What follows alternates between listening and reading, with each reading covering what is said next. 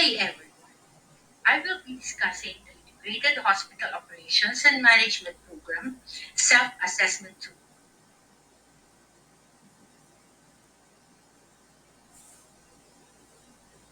The presentation includes discussion on the HFDB strategic map to ensure alignment to the DOH 8-point action agenda, brief introduction to what the Integrated Hospital Operation and Management Program is, the self-assessment tool itself, overall process of assessment, the role of the key players in the said process, other HFDB tools, and the program directions.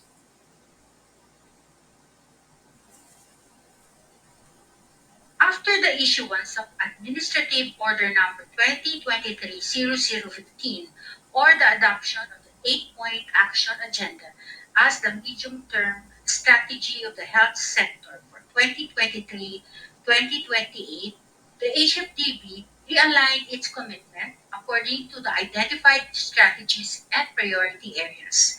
Specifically, HFDB contributes to 4 action agenda items, namely Action Agenda Item 1, Bawat Pilipino, Ramdam ang Kalusugan. Action Agenda Item 2, Ligtas, Dekalidad at Mapagkalingang Serbisyo. Action Agenda Item 4, Handa sa Krisis, and Action Agenda Item 8, Proteksyon sa anumang pandemya. Particularly, the strategic focus of the Integrated Hospital Operation Management Program aligns with Action Point Agenda Items 1 and 2. Prior to discussing the IHOMP self-assessment tool, let us first be introduced to what IHOMP is. Under Administrative Order Number 2022-0021, the Integrated Hospital Operations Management Program is defined as a program under the Health Facility Development Bureau that ensures the implementation of standards and guidelines aimed to improve efficiency and effectiveness of healthcare services through creation and use of information for clinical, administrative, and monitoring purposes in hospitals and other health facilities. It is the umbrella or flagship program of HFDB that covers 16 manual standards of the different services and 3 health facility programs of the Bureau. It is implemented within the framework of the continuous quality improvement.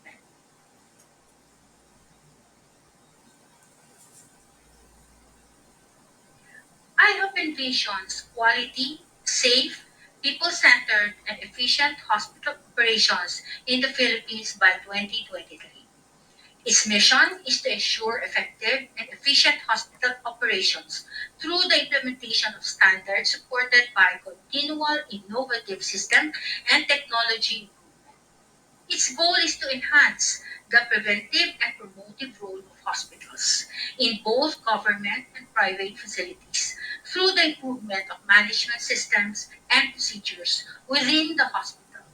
Better health outcomes can be achieved with efficient hospital operations.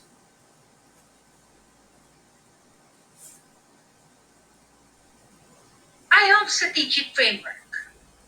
The objective of the program includes 1. To implement standards and policies for the hospital operation management. This pertains to the 16 manuals of operational standards we developed and published together with the selected hospital experts. Our standards, in contrast with the licensing, are what we call developmental in the parlance of the continuous quality improvement. There are the rules and they are the rules and protocols that define the best possible processes or outcome, and they are aspired for to achieve the best possible outcome. Number 2, to standardize the system and procedures of the hospital operations, including the flow of information. We want our patients to experience the same quality of services wherever health facility they go to in the country. To fully utilize the hospital data or information for evidence-based decision-making, clinical management of patients and policy and standard development. This objective is based on the principle that relates to the idea that effective decisions are based on the analysis of data and information rather than guesswork or instinct. The last objective is to enhance and expand hospital information system, such as, but not limited to, integrated hospital operations and management information system, or IHOMIS. HOMIS billing system, HBCs, Universal Healthcare Information System, UACs, and more, to address the growing needs and linkages with other health facilities and information systems developed by other national government agencies. We work towards the digitalization of the hospital system as mandated by the Universal Healthcare.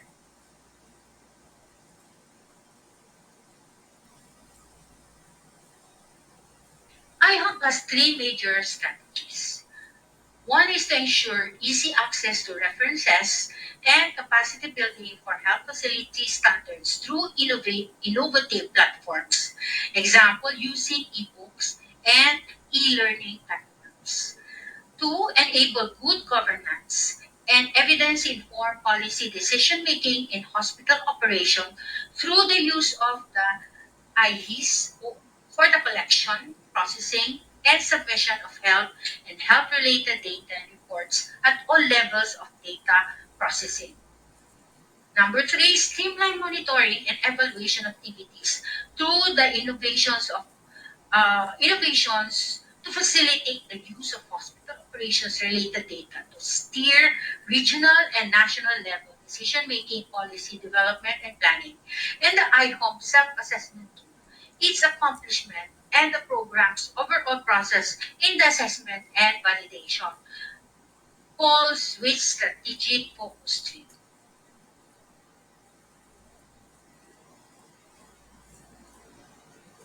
Before we start discussing the updated IHOMSAT, let me provide you with the current landscape of how many hospitals have already been assessed and validated.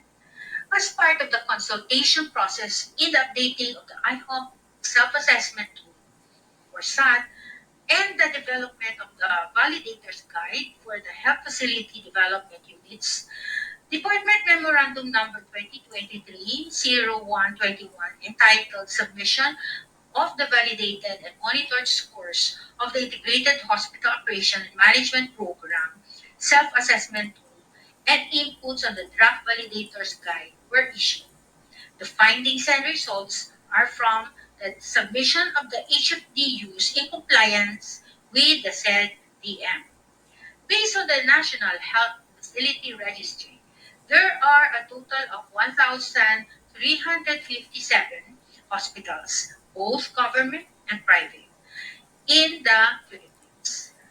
Out of the 1,357 hospitals as of January 26, 2024, 36.26% or 492 of the hospitals are with validated IHOPSAT. So there is still around 64% gap that needs to be assessed and validated. The data clearly shows that we still need to work harder in monitoring the improvements of our health facilities.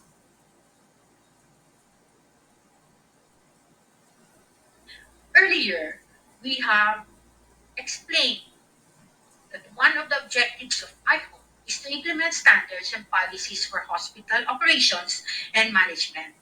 We provided different manuals for this purpose. To determine the level of implementation of these standards, the self-assessment tools of these respective manuals were developed. To be able to conduct a rapid assessment of the implementation of the standards in the integrated operation of the health facility of the IHOP self-assessment tool has been developed. The self-assessment tool was our preferred tool because it was intended to help the facility to understand what processes their organization has to place to be in place to support CQI and what processes they can add to strengthen their efficiency and effectiveness. They themselves assess their own performance and compliance, prioritize the areas they need to improve, and identify your needs for technical assistance. To understand the standards, the different manuals serve as your reference. In the efforts to streamline the IHOMPSAT includes indicators for majority, if not all, projects and programs under HFDB. Unlike the other assessment tools, the IHOMPSAT encourages you to express what you need in terms of technical assistance.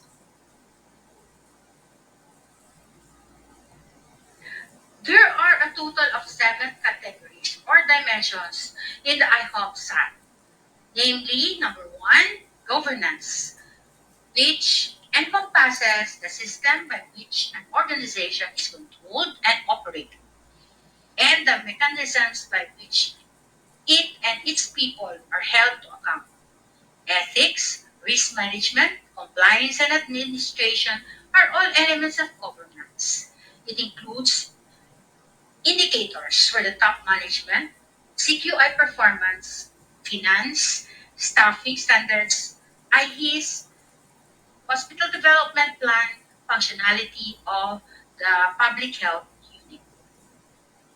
Number 2, ethics and patients' rights involves the culture that strives to uphold and advance the integrity, honor, and dignity of the quality profession. Be truthful and transparent in all professional interactions and activities. Execute professional responsibilities and make decisions in an objective, factual, and fully informed manner. Our indicators include rights of patients, no balance bill satisfaction rating, patient education, and eligibility processes. 3, quality measurement and improvement. There is a system of improving the ways uh, care is delivered to patients. Processes have characteristics that can be measured, analyzed, improved, and controlled, which is quality improvement, entails continuous efforts to achieve stable and predictable process results. That is to reduce process variation and improve the outcome of these processes both for patients and the healthcare organization and system. Indicators include ISO or PGS certification, system of monitoring, functionality of committees such as IHOM, CQI, and pharmacy. Integrated people-centered health services means putting the comprehensive needs of people and communities, not only disease, at the center of health systems and engaging and empowering people to have a more active role in their own health. So our indicators include CES tools or customer evaluation tool, experience satisfaction tools, responsiveness, report, basic and non-basic accommodation, patient flow, and safety. Fifth, patient safety, which is the prevention of harm to patients, contains indicators on patient safety and infection prevention and control. Last is the facility safety and emergency management, refers to plans and provisions that increase the likelihood that an individual or an organization is able to get through an unplanned event. Safety indicators include hospital plan and design, healthcare waste management, workplace safety, hazard and prevention control, preventive maintenance. Seventh is the resource management, refers to the series of processes and techniques used to ensure you have all the necessary resources to complete the project or meet business objectives. It also focuses on making the most efficient use of those resources by eliminating waste for more profits and a high return on investment. Included indicators are finance, PBUR, budgeting, costing and rate setting, nutrition care process, wastages, IT resources, needs, staffing standards.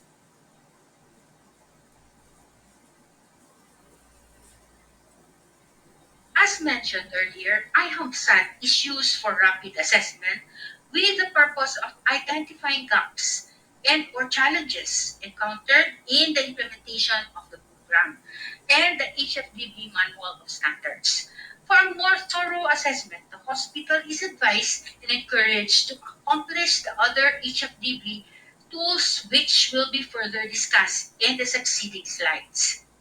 As IHOM operates on the principle of continuous quality improvement, the SAT likewise determines specific areas that needs improvement and technical assistance, results, and feedback from the validation will be used as reference in the development of planning of the HFDB TA packages and to provide inputs in the hospital development plan.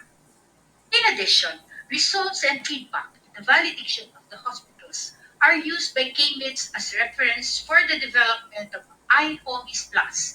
Currently, there are 19 developed components across the three modules. The satisfactory compliance to the standards make the transition to digital system using iHomies or other hospital information system easier.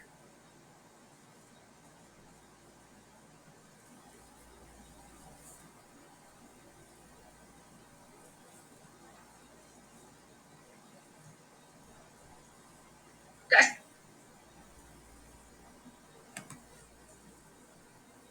the process starts with self-assessment, then validate action. All government hospitals are required to accomplish the IHOMSAT. The private hospitals and infirmaries may use the tool as reference in assessing or measuring their compliance or for investing in their CQI. The current version of SAT Revision 4 as of April 25, 2024 already removed indicators included in the licensing assessment tools. It incorporated the new policies and standards of DOH and HFDB. And again, to reiterate, the IHOMSAT included indicators from majority, if not all, of the HFDB programs and projects. Lastly, the program developed a validator's guide and provided templates for the validation report, recommended program activities, and action planning.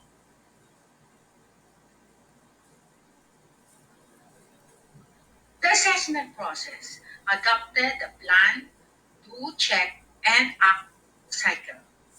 There are four major steps in the assessment and validation process of IHOM. The process starts with the self-assessment, then validation and action planning. Third is the implementation of the action plan and monitoring of HFDU and the IHOM committee of your health facility. And lastly, report generation of the facility, regional and national level.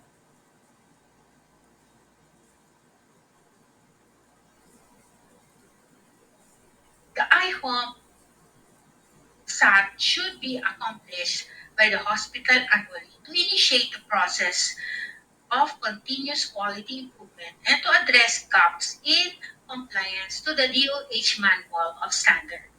The indicator shall be updated regularly for CQI. The hospital shall submit the accomplished IHOMSAT to the HFDU in the Centers for Health Development every first quarter of the year. For 2024, the IHOMSAT is submitted physically or via email to the HFDUs. The target is to transition the submission of SAT to the health facility profiling system.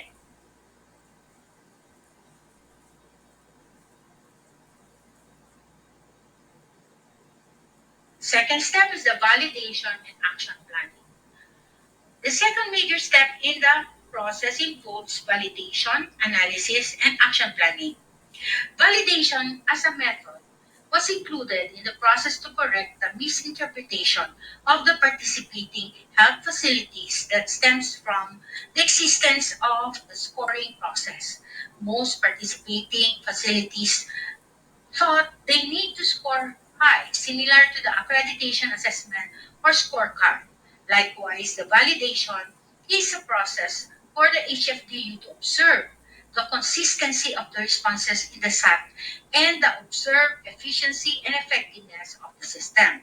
Example, the scores are high, but issues on queuing access are clearly observed. HFDU, through the visits, can identify initiatives and innovations of the participating facilities.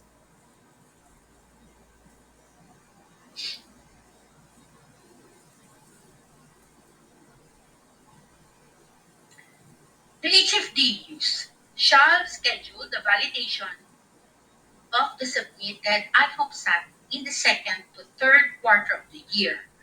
Prior to the hospital visit, the HFDU shall conduct desk review or review of documents. There are indicators in the tool that require submission of data. Hospitals with submission to the health facility filing makes access to the SAT accessible to the HFDUs.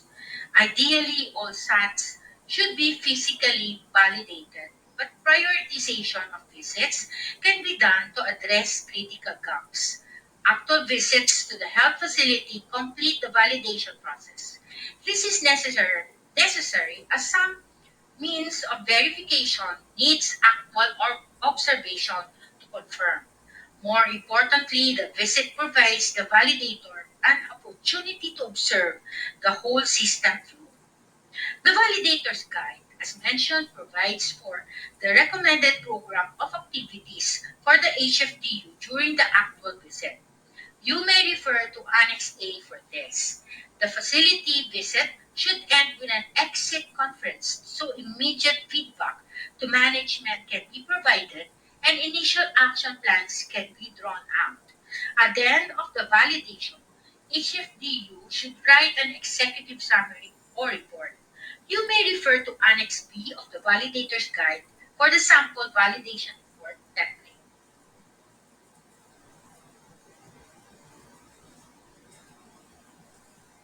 After validation,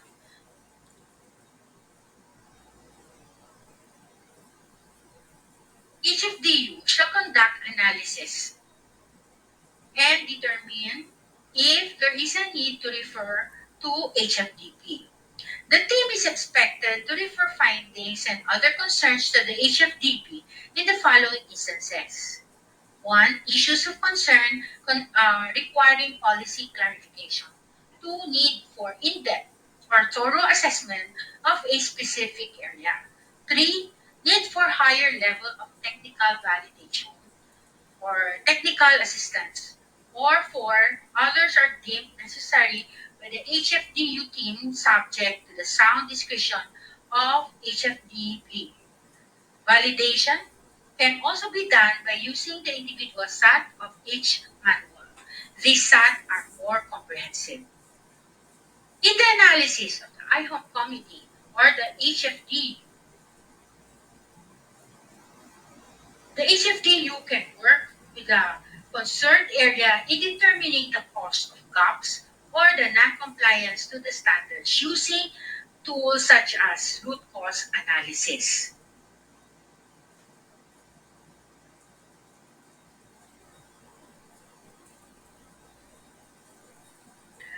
The assessment tool, together with the validation process, allowed us to identify the level of compliance to the standards and the efficiency and effectiveness of the operation processes of the health facility.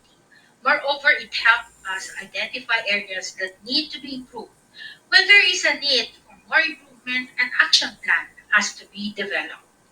An action plan is a tool for planning the key actions to be implemented to achieve the objectives set by the management and the ICOM or Quality Management Committee. It formalizes the list, the various actions to be carried out to achieve the improvement we desire. The template for the action plan is provided in the Validator's Guide Annex. The next step in the process is the implementation of the plan of action and monitoring of improvements in the level of the hospital and by the HFDU. At the hospital level, the IHOM committee or its equivalent shall commit and ensure the implementation of the action plan. At the regional level, HFDUs should also formulate their action plan and consolidate the action plans of the hospitals within the region. As the IHOMP committee play an important role in the implementation of the action plans to address gaps and challenges in the hospital, we ought to know what this committee is. As defined under DOH AO number 2022-0021, the IHOMP Committee, or its equivalent, refers to the multidisciplinary team composed of representatives from various services, departments, or units in the hospital concerned in the continuing improvement of health services through standards implementation. The committee shall provide directions and feedback to the Integrated Hospital Operation Management Section, or also known as the Integrated Management Information System Section, as reflected in the Phase 1 revised organizational structure and staffing standards for Level 3 general government hospitals.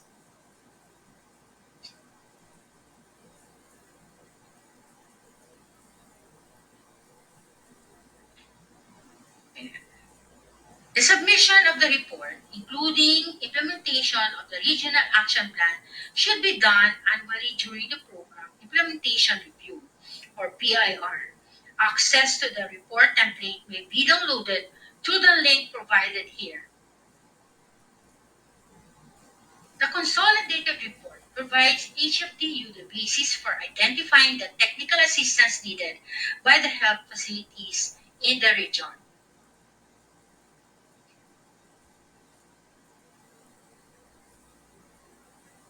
Let us discuss the key players in the overall process of assessment and validation of IHOME includes number one, the hospital, HFDUs, and the HFDP.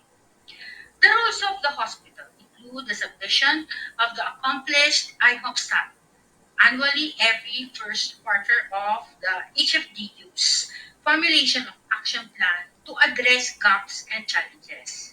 The hospitals shall answer the individual SAT of each manual to engage each unit in the hospital in CQI. The individuals SAT are capable of identifying the areas needing more thorough assessment or needing critical technical assistance. The HFDU shall conduct validation of the submitted IHOPSATs at the second to third quarter of the year. Prior to updated SAT, many HFDUs have already assessed several hospitals. In such cases, hospitals with consistent high scores or is compliant to the standards in the last 2 to 3 years or more should be administered with the individual or comprehensive tools.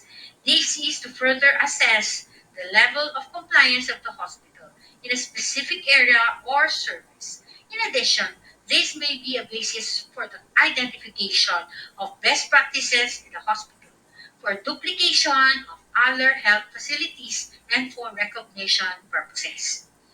The HFDP, on the other hand, shall continuously provide DA to the HFDUs and the hospital, especially based on the referral of the team. A consolidated report of the national level shall be disseminated at the end of every year.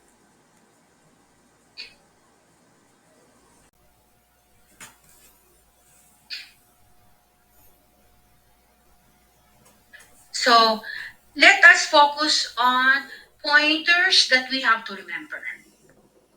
So again, to reiterate important pointers, the IHOMSAT is accomplished in a holistic manner by coordinating and collaborating with the different services, departments, section, and units of the hospital. Two, the standards being monitored are developmental and not for purposes of regulation. Three, items are answerable by yes or no or requires actual data. Hospitals could answer they are not familiar with the indicator or they are using different but similar indicator and state what indicator they monitor. Action plan is implemented and monitored. And the last, validate by using the individual tools of each manual.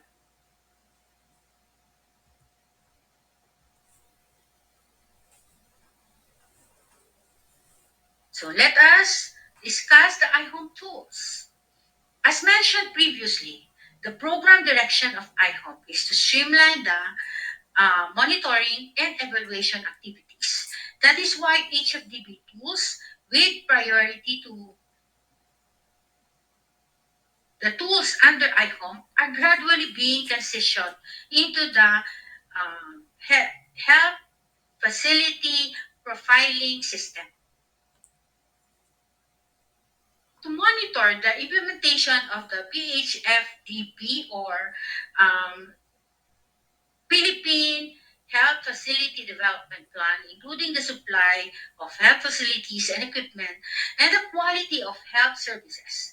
The HFPS was established to collect data from the public and private primary care facilities, infirmaries, and hospitals across all regions. It is embedded in the DOH Data Collect Hub website. HFP system also aims to integrate and simplify data collection from hospitals and infirmaries related to IHOME. Sample data collected related to IHOME includes those under nursing. Uh, just read the slide at your right. So at least 95% of profiled hospitals made use of policy manuals, operational plans, and CQI programs aligned with the nursing manual. The pharmacy, at least 94% of the profiled hospitals were compliant with the pharmacy operational requirements, and IPC units were present in 79% of the profiled hospitals and infirmaries.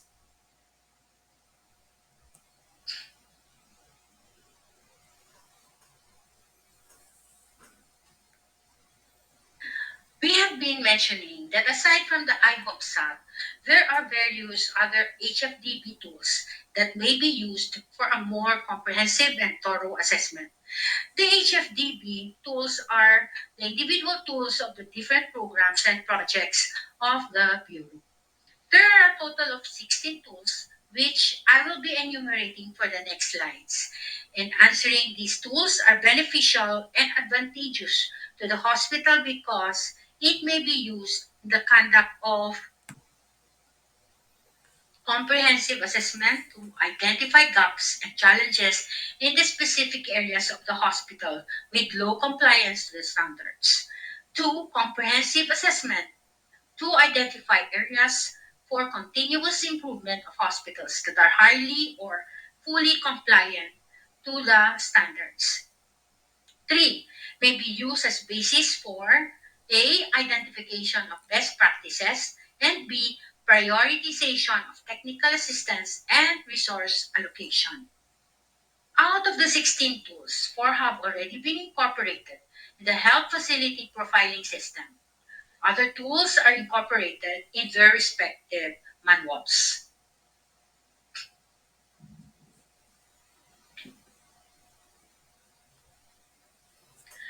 Speaking of the different tools,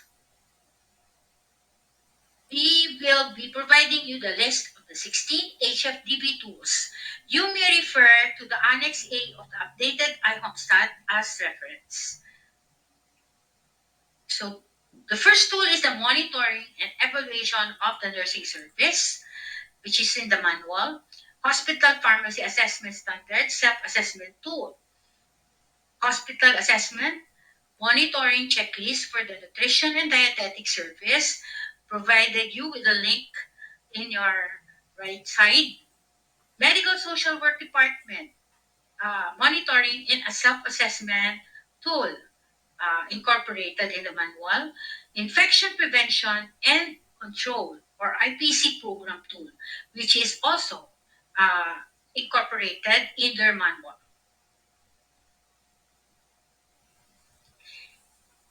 Six is the assessment monitoring tool for the standards on quality management system in the clinical laboratory. It is also in the page 43 of the manual. Emergency Department self-assessment tool uh, has provided a link to it. Health Information Management Department, or HIMD, self-assessment tool in the page 153 of your manual.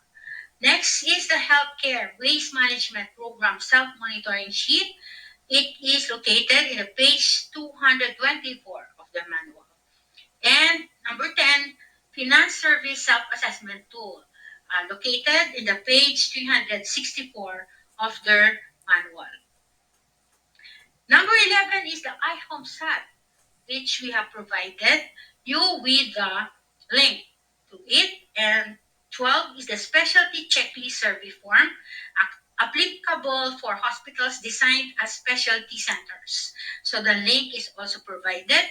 Monitoring the functionality of the public health unit, or PHU, in hospitals.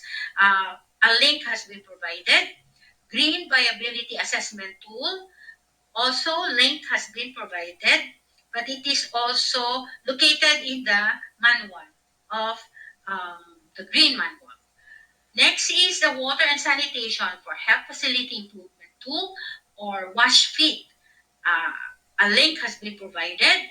And the last is the Client Experience Survey Tool, and the link has been provided herein.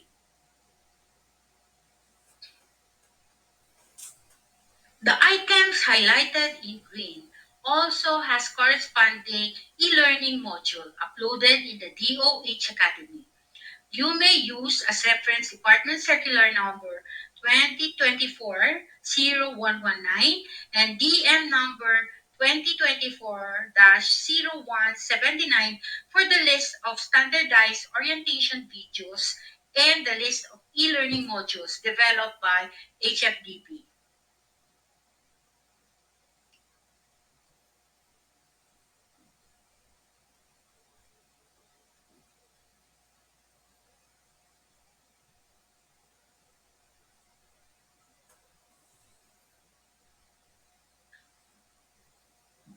So let us now talk on the IHOM program directions.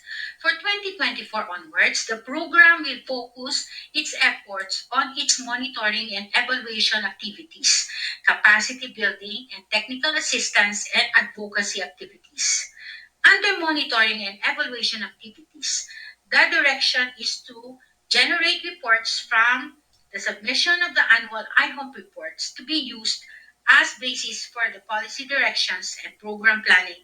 The transition of the HFDB tools to the health facility profiling system will likewise continue, as well as the development and implementation of the hospital health facility dashboard.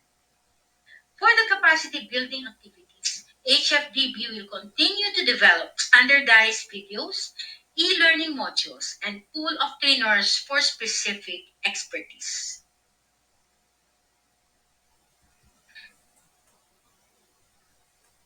Under advocacy, the HFDUs are expected to encourage the participation of hospitals in the region in the various advocacy activities listed at the right portion of your screen. So, we have finished with the World Social Work Day. We are to celebrate June 19, Filipino Social Workers Day, second week of July, Nutrition, Infection Prevention and Control Week, National, Infection Prevention and Control Week. And in July, we also celebrate Nutrition Month celebration. August 6 to 12, National Hospital Week, World Patient Safety Day, September 17, World Pharmacist Day, September 25, and Nurses Week, fourth week of October. Number 2 is the utilization of standards for CQI.